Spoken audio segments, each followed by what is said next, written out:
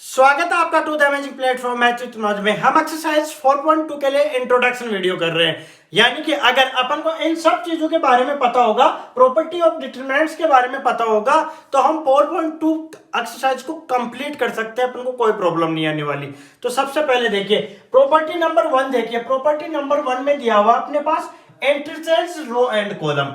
क्या दिया हुआ है? Interchange row and column. अब इसका मतलब क्या है कि अगर अपन रो को कॉलम से चेंज कर दे या फिर कॉलम को रो से चेंज कर दे, यानी कि मैट्रिक्स का ट्रांसपोज कर दे। किस तरीके से?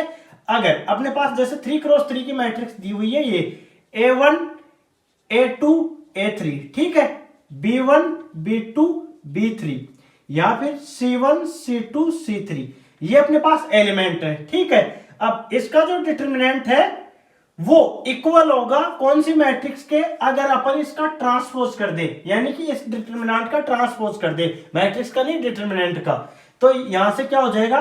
A1 A2 और यहां पे आ जाएगा A3, B1 B2 B3, फिर C1 C2 C3, ठीक है। इसका ट्रांसपोज कर दिया, यानी रो को कॉलम बना दिया या फिर कॉलम को रो बना दिया। तो ये है जो इसका, जैसे इसका डिटरमिनेंट है, इसका डिटरमिनेंट 1 है, तो ये दोनों इक्वल होंगे। क्या होंगे? दोनों इक्वल होंगे, कोई चेंज नहीं आएगा दोनों डिटरमिनेंट में। ये अपने पास एक प्रॉपर्टी होती है, यानी अपन ट्रांसपोज करके भी उसका डिटरमिनेंट फाइंड करेंगे तो इक्वल आने वाला है, सेम आने वाला है।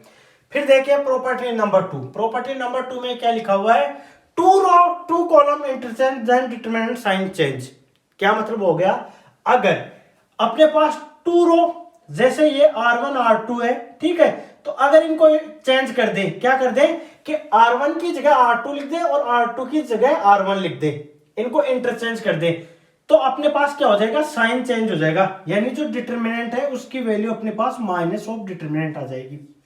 या फिर कॉलम चेंज कर दे, जैसे ये जो कॉलम है C1 और C2, इसको इंटरचेंज कर दे, C1 की जगह C2 लिख दे या C2 की जगह C1 लिख दे, इनको इंटरचेंज करके लिख दे, तो भी अपने पास साइन चेंज हो जाएगा, डिटरमिनेंट माइनस में आ जाएगा, ठीक है। यानी जो डिटरमिनेंट की वैल्यू थी वो माइनस ऑफ डिटरमिनेंट हो जाएगी। ये अपने पास प्रॉपर्टी 2 होती है। अब प्रॉपर्टी नंबर 3 देखिए। प्रॉपर्टी नंबर 3 में क्या दिया हुआ है? आइडेंटिकल या फिर प्रोपोर्शनल हो तो डिटरमिनेंट की वैल्यू 0 आती है। इसका मतलब क्या हो गया? इसका मतलब ये हो गया, जैसे एक डिटरमिनेंट दिया हुआ है, ठीक है, ये डिटरमिनेंट है कैसे? A1 A2 A3, ठीक है, B1 B2 B3, फिर क्या दिया वो थर्ड में अपने पास R3 में कि A1 A2 और A3। अगर इस तरीके से डिटरमिनेंट लिखा हुआ हो तो इस डिटरमिनेंट की वैल्यू 0 होगी, ठीक है, यानी आइडेंटिकल हो गई R1 और R3। दिख रही है? ये R1 है और ये R3, तो ये क्या हो गई अपने पास? ये क्या हो गई? ये अपने पास आइडेंटिकल हो गई। आइडेंटिकल हो गई, इसका मतलब इस डिटरमिनेंट की वैल्यू 0 आने वाली है। ये जरूरी नहीं रो में ही हो, अगर कॉलम में भी हो तो भी 0 आने वाला है। यानी कि अगर जो C1 है वो और या फिर C2 या फिर C3, अगर कोई दो रो या कॉलम इक्वल हो तो क्या होने वाला है कि वो 0 हो जाएगी डिटरमिनेंट की वैल्यू। या फिर प्रोपोर्शनल हो तो भी 0 होने वाली है। प्रोपोर्शनल का मतलब क्या हो गया? जैसे एक मैं वैल्यू में लिख के दिखा देता हूं आपको, ठीक है। जैसे यहां पे लिखा हुआ है अपने पास 1 1 1, यहां लिखा हुआ अपने पास 2 3 4 और यहां पे लिखा हुआ है 2 2 2। यानी कि अगर देखो C1 को अपन 2 से मल्टीप्लाई करें तो यहां पे क्या आ रहा है? 2 आ जाएगा, ये सेम हो जाएगी दोनों, ठीक है। तो प्रोपोर्शनल हो गया, इसका मतलब इस डिटरमिनेंट की वैल्यू भी अपने पास 0 आने वाली है। इस प्रॉपर्टी का मतलब ये था, ठीक है। अब देखिए प्रॉपर्टी नंबर 4। प्रॉपर्टी नंबर 4 में क्या है? मल्टीप्लाई बाई एनी के रो या कॉलम, देन क्या होगा? डिटरमिनेंट को भी अपन के से मल्टीप्लाई कर देंगे। यानी अगर अपन किसी भी रो या कॉलम को के से मल्टीप्लाई करें, के क्या है? के एनी नंबर, किसी भी एनी नंबर से अगर मल्टीप्लाई करें तो अपन डिटरमिनेंट में डायरेक्ट उस के से मल्टीप्लाई कर देंगे, वो दोनों इक्वल आने वाले। किस तरीके से? मैं आपको लिख के दिखा देता हूं। जैसे इसे मिटाता हूं, जैसे मैं एक डिटरमिनेंट ले रहा हूं यहां पे, ठीक है, 2x2 का लेता हूं, जिसमें अपने पास वैल्यू लिखी हुई है 2 3 4 5, ये लिखी हुई है। अब मैं जैसे R1 को 2 से मल्टीप्लाई कर देता हूं, ठीक है। इस डिटरमिनेंट की वैल्यू देखिए, पहले डिटरमिनेंट की वैल्यू फाइंड कर लेते हैं अपन। क्या हो जाएगा? अगर इसे 2 से मल्टीप्लाई करेंगे तो पहले देखिए यहां से क्या हो रहा है, यहाँ ये हो गया 10 माइनस 12 है, यानी कि -2 आ रहा है डिटरमिनेंट की वैल्यू। अगर मैं इसे 2 से मल्टीप्लाई कर देता हूं R1 को, यानी इंटू 2 और इंटू 2, ठीक है। तो अगर ये 2 से मल्टीप्लाई हो गया तो मेरे को यहां से डायरेक्ट पता चल रहा है इस प्रॉपर्टी से कि इसकी वैल्यू -4 आएगी, ठीक है। यानी जिस नंबर से मैं मल्टीप्लाई कर रहा हूं उससे मैं डायरेक्ट डिटरमिनेंट को मल्टीप्लाई कर दूंगा तो वो आ जाएगा -4 आएगी। अब मैं वैल्यू फाइंड कर लेता हूं। यहां से देखिए यहां क्या लिखा हुआ है, इसे यहां लिखा हुआ है अपने पास 4, ये हो गया 6, ये 4 और ये 5, ठीक है।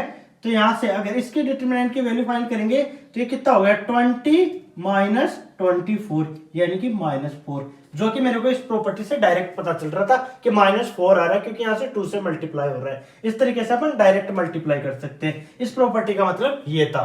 अब देखिए प्रॉपर्टी नंबर 5, प्रॉपर्टी नंबर 5 में क्या लिखा हुआ है कि अगर अपने पास कोई भी डिटरमिनेंट इस तरीके से लिखा हुआ है, कैसे a1 plus lambda 1 plus a2 plus lambda 2 plus a2 plus lambda 3 और b1 b2 b3 c1 c2 c3, तो अपन इसे इस तरीके से लिख सकते हैं। किस तरीके से?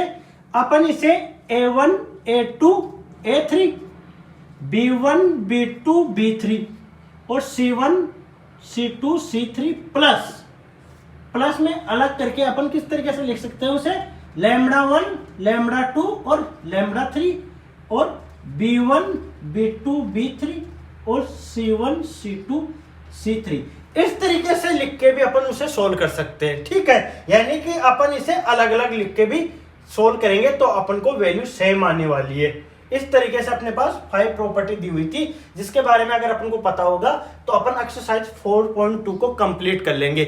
आई थिंक 5 प्रॉपर्टी क्लियर हो गई होंगी और कोई भी डाउट रह रहा है तो कमेंट सेक्शन में पूछिए और जब भी क्वेश्चन करेंगे तो ये सब प्रॉपर्टी मैं आपको बताता चलूंगा, उसके साथ क्लियर हो जाएगी। इसलिए आप इंट्रोडक्शन वीडियो को भी अच्छी तरीके से देखिए और डाउट भी रह जाए तो कोई प्रॉब्लम वाली बात नहीं है। और हाँ, प्लीज चैनल को सब्सक्राइब जरूर करिए। Thank you.